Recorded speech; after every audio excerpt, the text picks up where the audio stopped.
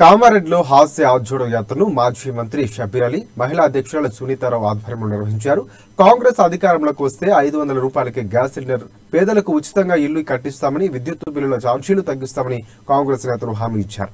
ఈ కార్యక్రమంలో డీసీసీ అధ్యక్షులు కైలాస శ్రీనివాస్, అధ్యక్షురాలు పాక జ్ఞానేశ్వరి, జిల్లా ఉపాధ్యక్షురాలు కవిత, కార్యకర్తలు పాల్గొన్నారు.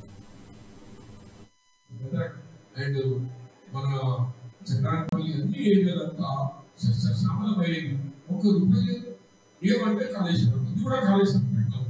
ఏమైంది ప్యాకేజ్? మా బాహుబలి మూటలు ఏమైనా బాహుబలి మూటలు ఒక్క గోదావరి తల్లి ఒక మూటలని సాగు. మరి ఎక్కడ న్యాయం చేశా? నువ్వు కేంద్రంతో మాట్లాడుతున్నావు.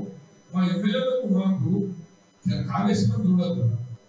మొన్న సెక్రటరీ కాలిపోతే నేను పోతా ఉంటే నాకు 6 గంటలు సమావేశం సెక్రటరీ చూడదు. నీది, నీ కొడుకుని, నీ తాత, నీ జాగిరా కేసీఆర్ డబ్బులు ఎవరిది? ప్రజల సొమ్ము, తెలంగాణ ప్రజల సొమ్ము. కాలిపోతే కూడా మీరు చూడొద్దు. మేము ఎంత కాలిందని లేదు చూడొద్దు. నేను ఎమ్మెల్యేలకు అడుగుతున్నా, జిల్లా మంత్రిని అడుగుతున్నా, ఏం చేస్తున్నా చర్చ తప్ప ముఖ్యమంత్రి